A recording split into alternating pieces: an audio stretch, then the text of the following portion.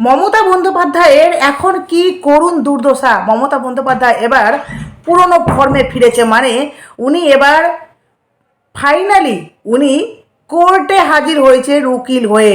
আর সেখানে গিয়ে উনি কি তাণ্ডব মাতিয়েছেন সেটাও আপনাদেরকে দেখাবো।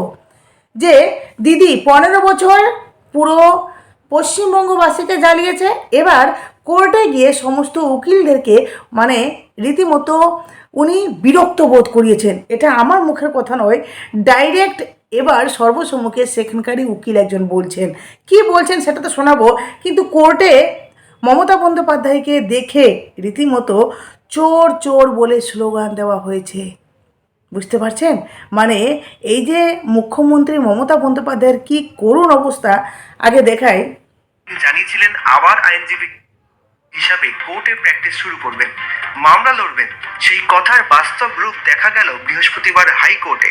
প্রাক্তন মুখ্যমন্ত্রী মমতা বন্দ্যোপাধ্যায় এদিন আইনজীবীর পোশাকে কলকাতা হাইকোর্টে হাজির হলেন। ভোট পরবর্তী অশান্তির মামলায় আদালতে সওয়াল করবেন রাজ্যের প্রাক্তন মুখ্যমন্ত্রী। আইনজীবীদের মতো কালো সামলা পরে হাইকোর্টে হাজির হন তিনি। নির্বাচনে হেরে যাওয়ার পরই তিনি জানিয়েছিলেন আবার আইনজীবী হিসাবে কোর্টে প্র্যাকটিস শুরু করবেন, মামলা লড়বেন। সেই কথার বাস্তব রূপ দেখা গেল বৃহস্পতিবার হাইকোর্টে।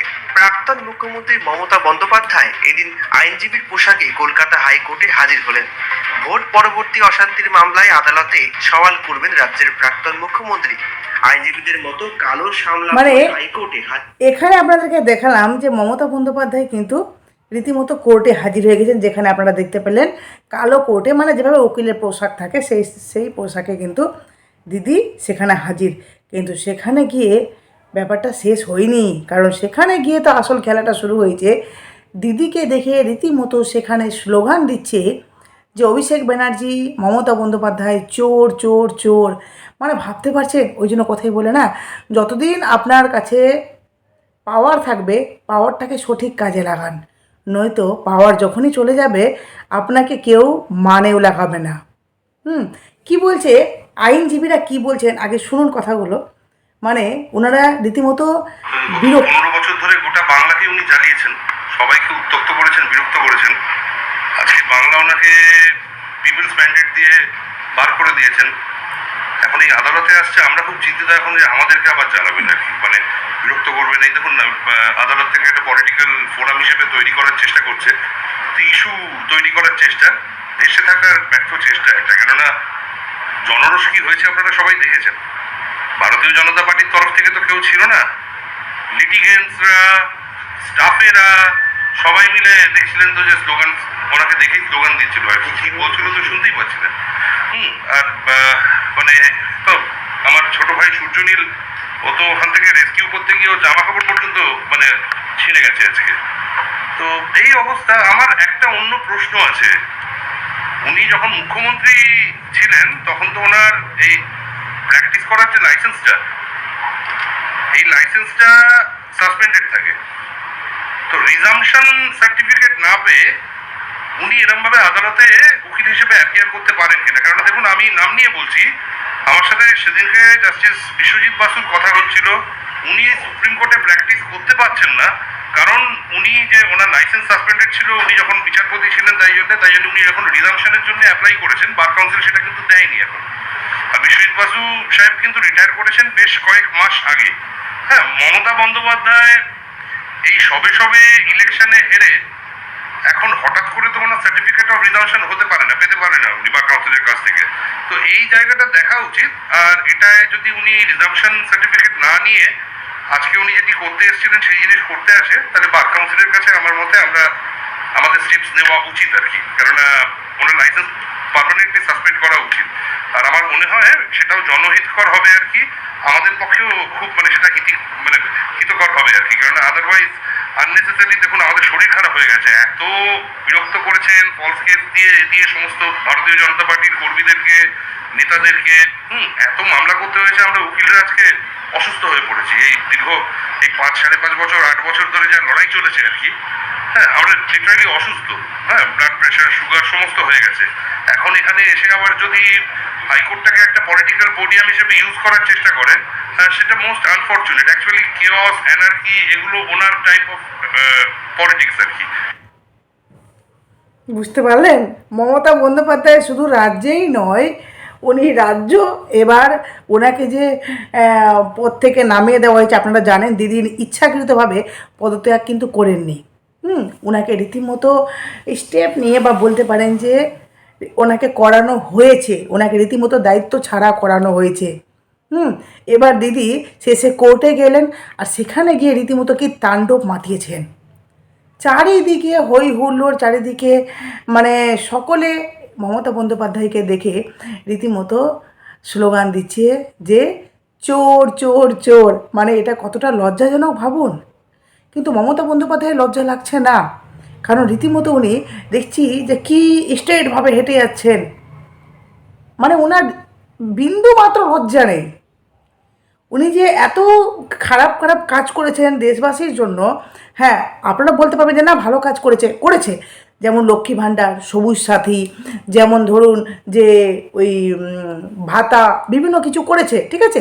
কিন্তু শুধু এগুলোতেই তো দিদিকে ভালো বলা যাবে না, না। হিন্দুদের উপর অনেক অত্যাচার হয়েছে, অনেক যন্ত্রণা হিন্দুরা সহ্য করেছে। আপনারা দেখেছেন মুর্শিদাবাদে কী ঘটনাটা ঘটেছে, আপনারা দেখেছেন বিভিন্ন জায়গায় হিন্দুদেরকে, এমনকি সবচেয়ে বড় কথা হলো মহিলাদেরকে বা মেয়েদেরকে কিভাবে একের পর এক বিভিন্ন জায়গায়, সন্দেশখালিতে যে ঘটনাটা ঘটেছে সেই ঘটনাটা একবার মনে করুন তো, তাই না? কী দোষ ছিল ওই মেয়েটার, কী দোষ ছিল? এমনি অনেক জায়গায় আরও অনেক ঘটনা ঘটেছে যেখানে মেয়েদেরকে ধর্ষণ হতে হয়েছে, সেই বিষয়ে কিন্তু দিদি কোনো স্টেপ নিতে পারেননি, কোনো শাস্তি সেই অপরাধীদেরকে দিতে পারেননি, তাই তো। কিন্তু আজকে দেখুন যে দিদির কাছে যখন কোনো পাওয়ার নেই, কোনো কিছু নেই, দিদি এখন শেষে এই মানে মামলা করতে গেছেন, বা শেষে উনি উকিল হয়ে সেখানে কেস লড়বেন, যার জন্য উকিলরা এবার বাধ্য হয়েছেন যে উনি কি করে উকিল হতে পারেন। এবার দিদির বিরুদ্ধেও কিন্তু স্টেপ নেওয়ার একটা ওনাদের মধ্যে পরিকল্পনা চলছে, যে যদি এটা প্রমাণিত হয় যে দিদি কি করে, মানে মমতা বন্দ্যোপাধ্যায় কি করে উনি উকিল হলেন, তো মানে যদি সত্যি সবটা যদি প্রুফ ওনাদের কাছে চলে আসে, তাহলে ওনারাও কিন্তু এবার মমতার বিরুদ্ধে স্টেপ নিতে রীতিমতো ওনারা বাধ্য হয়েছে। আর শুভেন্দু অধিকারীর কথা কি বলবো, আমাদের বর্তমান মুখ্যমন্ত্রী শুভেন্দু অধিকারী, উনি যে এত ভালো ভালো কাজ করছেন, যতই বলবো ততই কম। আপনাদেরকে একটা ছোট্ট ভিডিও দেখায়, যেখানে দেখুন শুভেন্দু অধিকারী মানে উনি যে কতটা ভালো মানুষ, প্রত্যেকটা পদে উনি প্রমাণ রেখে যাচ্ছেন। উনি প্রথমত এসে হিন্দুদের জন্য বুঝতেই পারছেন কি কি করছেন। আর সবচেয়ে বড় কথা হলো উনি দেখুন, আপনাদেরকে দেখায়, আমি মিউট করে দেখাচ্ছি, যেখানে শুভেন্দু অধিকারী উনি যে একজন মুখ্যমন্ত্রী, উনি সেটা দেখছেন না। মুখ্যমন্ত্রী মানে যে বিশাল পাওয়ার, বিশাল আবভাব, শুভেন্দু অধিকারীর মধ্যে সেটা কিন্তু নেই। আপনাদেরকে দেখায়, দেখুন আমি মিউট করে দেখাচ্ছি, দেখুন দেখুন কোন একটা কুড়ে ঘরের মধ্যে শুভেন্দু অধিকারী, দেখুন যে এই দেখুন মুখ্যমন্ত্রী বেরোচ্ছেন, দেখতে পাচ্ছেন?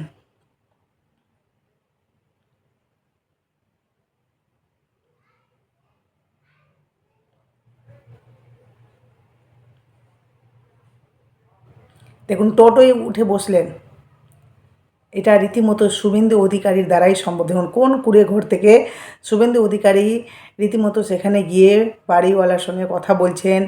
ওখানে দেখুন হেলে, মানে ওনাকে ঝুঁকে নিচু হয়ে রীতিমতো বের হতে হচ্ছে। সেখানে দেখুন লোকে লোকালয়, কিন্তু শুভেন্দু অধিকারী একটুকু বিরক্তবোধ মনে হচ্ছে না। দেখুন কোনো রকমের কোনো অস্বস্তি, কোনো বিরক্তবোধ হচ্ছেন না। উনি রীতিমতো মানে কতটা ভালোবাসেন, ওনার চোখ মুখ দেখলে বোঝা যাচ্ছে। দেখুন, এটাকেই বলে সাধারণ মানুষের প্রতি কতটা ভালোবাসা থাকলে এই ধরনের কাজ করা যায়। হ্যাঁ, একজন মুখ্যমন্ত্রী হওয়া মানে যে পাওয়ার চলে এসছে মানে নিজের কাছে বিশাল একটা ব্যাপার, নিজের পার্টির সমস্ত মানুষকে আমরা গুরুত্ব দেব বা সবাইকে খোলা অনুমতি দেব, যে যা করতে পারে করুক, বদমাশি, গুন্ডামি, মস্তানি, যে যা করুক, তা কিন্তু বিজেপির আমলে চলবে না। বিজেপির মানে উনি বিজেপি করেন, বিজেপির লোক হলেও উনি যদি অন্যায় করেন তো উনাকেও শাস্তি দেওয়া হবে, পরিষ্কার শুভেন্দু অধিকারী বলেছেন। যাই হোক, আপনারা অবশ্যই নিজেদের মূল্যবান মতামত দেবেন। টাটা।